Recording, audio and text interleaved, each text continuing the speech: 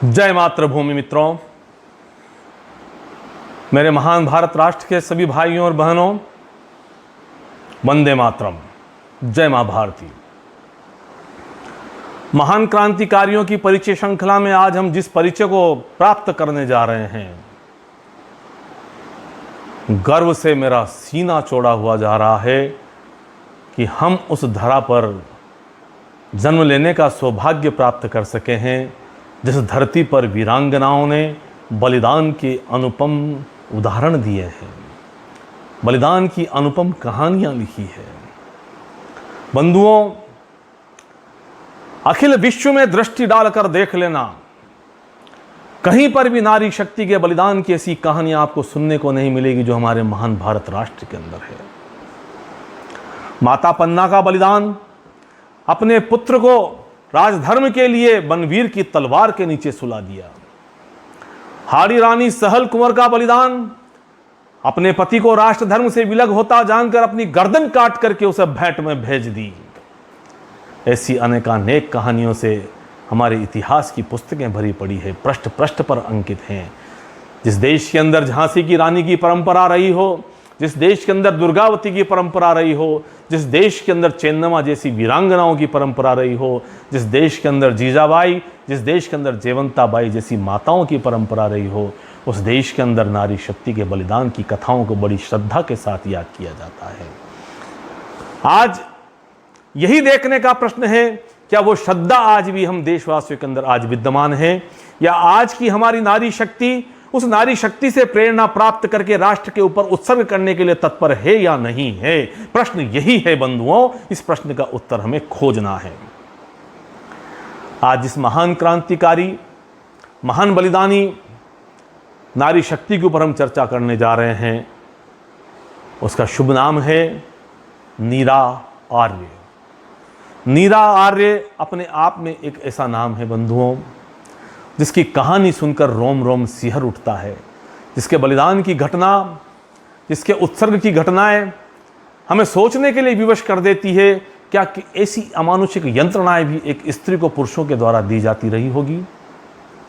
जब हमारा आज़ादी का संग्राम चल रहा था, नेताजी सुभाष चंद्र बोस आज़ाद हिंद फौज वाहिनी को लेकर के भारत देश को स्वतंत्र कराने का प्रयास कर रहे थे, तब उनकी सेना में रानी झांसी रेजिमेंट के अंदर एक सिपाही के रूप में भर्ती हुई नीरा आर्य का जन्म 5 मार्च 1902 को संयुक्त प्रांत के खेकड़ा नगर में सेठ छज्जूमल के प्रांगण में हुआ था।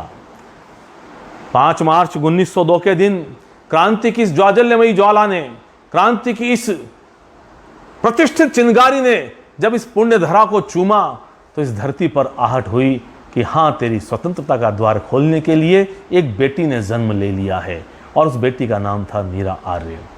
पिता व्यवसायी थे, कलकत्ता में इनका बहुत बड़ा व्यवसाय था, और उस व्यवसाय के संचालन के सिलसिले में कलकत्ता रहा करते थे, तो नीरा आर्य की शिक्षा दीक्षा भी कलकत्ता में ही हुई, और वहीं पर इनका विवाह एक अंग्रेज अधिकारी जो सीआईडी का कार्य करता था, सीआईडी के पद पर था, जिसका नाम था जयरंजन दास, उनके साथ हो गया।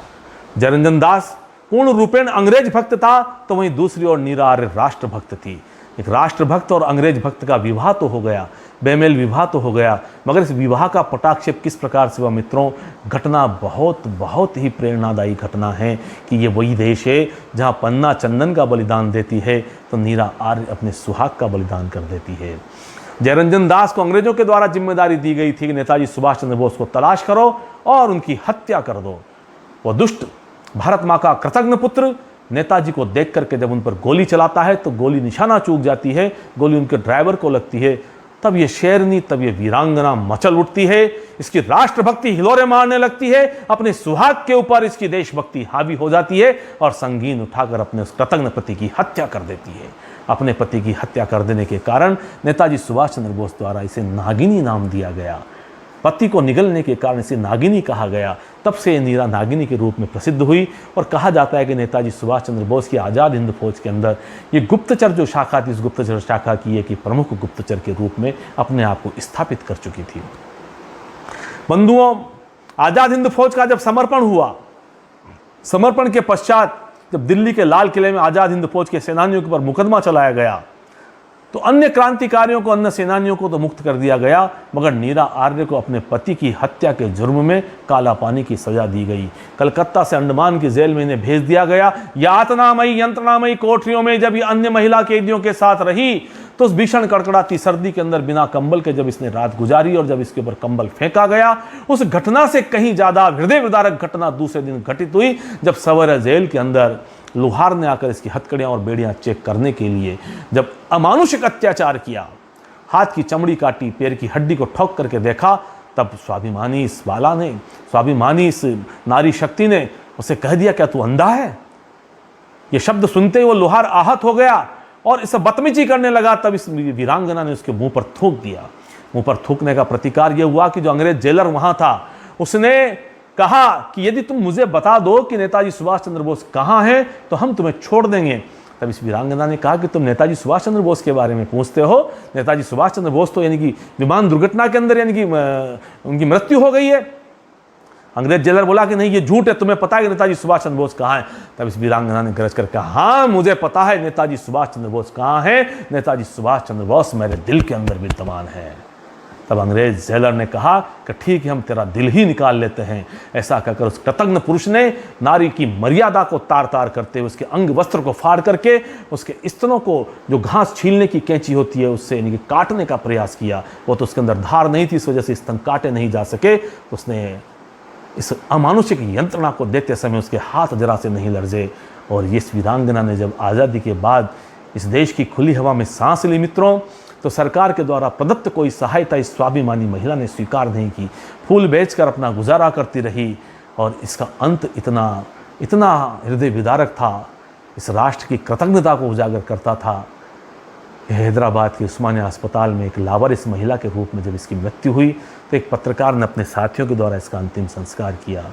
ये स्थिति उस राष्ट्र के अंदर उस महिला की हुई जिसने इस राष्ट्र की आज़ादी के लिए अपने पति के सीने में संगीन भोंक दी, अमानुषिक यंत्रणाओं को सहा, आज़ाद हिंद फौज की सेना के अंदर अपनी सेवाएं दी। अब यहाँ पर मैं प्रश्न करना चाहता हूँ हमारी आज की बहनों से, हमारी आज की युवतियों से कि आप में से कितने लोग इस नीरा आर्य को जानते हैं? क्या आप इस कथा को सुनकर के, इस क्रांति कथा को सुनकर के अपने अंदर नीरा आर्य जैसी बलिदानी भाव पैदा कर सकती हैं? क्या इस राष्ट्र के उत्कर्ष के लिए आप अपने आप को नीरा आर्य बना सकती है? क्या आपके अंदर इतना साहस है कि आप पन्ना की बलिदानी परंपरा का निर्वाह करने वाली नीरा आर्य के पथ पर चल करके इस राष्ट्र के उत्कर्ष का इतिहास लिख सकें? यदि आप ऐसा कर सकी तो मेरा आज का एक क्रांति कथा का कहना सार्थक हो जाएगा। मैं आप सबको निवेदन करता हूं कि आज के दिन नीरा आर्य के बलिदान पर हम उसके श्री चरणों में शत शत वंदन करते हुए श्रद्धांजलि दें। और उनको सच्ची श्रद्धांजलि यही होगी कि हम हमारी भारत की नारी शक्ति को प्रेरित करें कि वो पश्चिम की धारा में बहने के स्थान पर इस राष्ट्र की मुख्य धारा में बहे, इस राष्ट्र की संतति को राष्ट्र की मुख्य धारा से जोड़े, इस राष्ट्र की अस्मिता, राष्ट्र की संप्रभुता के लिए अपने अस्तित्व का सौदा नहीं करे। अगर ऐसी महान नारियां इस देश के अंदर पुनः पुनः पैदा होती रही तो विश्वास करिए कि दुनिया की समस्त शक्तियां इस राष्ट्र के समक्ष नतमस्तक हो जाएंगी। यही कहते हुए मैं अपनी वाणी को विराम देता हूं। और वाणी को विराम देने से पहले 4 पंक्तियां मैं नीरा आर्य के सम्मान में कहना चाहता हूं कि नीरा आर्य ने जो पथ अपनाया था वो पथ कोई सामान्य पथ नहीं था। एक कवि की कविता की 4 पंक्तियां मैं कहता हूं इसके सम्मान में कि देश प्रेम का मूल्य प्राण है, देखें कौन चुकाता है। देश प्रेम करना सामान्य बात नहीं है। देश प्रेम हर कोई नहीं कर सकता है। देश प्रेम करने के लिए प्राणों से मूल्य चुकाना पड़ता है, जिसे नीरा आर्य जैसी महान स्वाभिमानी महिलाएं चुका सकती है। कि देश प्रेम का मूल्य प्राण है, देखें कौन चुकाता है। कि देखें कौन सुमन सैया को तज कंटक पथ पर जाता है। कि सकल मोह ममता को तज कर माता जिसको प्यारी है। देश प्रेम के लिए राज्य तज जो बन चुका भिखारी है। अंतिम दिनों में फूल बेचते हुए जब इन्होंने मृत्यु का आलिंगन किया था, बहुत बुरी दुर्दशा में थी। इस कृतज्ञ राष्ट्र ने जो कृतज्ञता इनके प्रति ज्ञापित की वो अक्षम्य अपराध है। 4 पंक्तियां अपनी भी दे रहा हूं। अगर आज की ये नारी शक्ति नीरा आर्य को अपना आदर्श बना करके उसके पथ पर चलने का प्रयास करे तो उसके लिए 4 पंक्तियां समर्पित करता हूं। नारी शक्ति सामान्य शक्ति नहीं है, ये पुरुष की जननी है, पुरुष के पौरुष और पराक्रम की जननी है।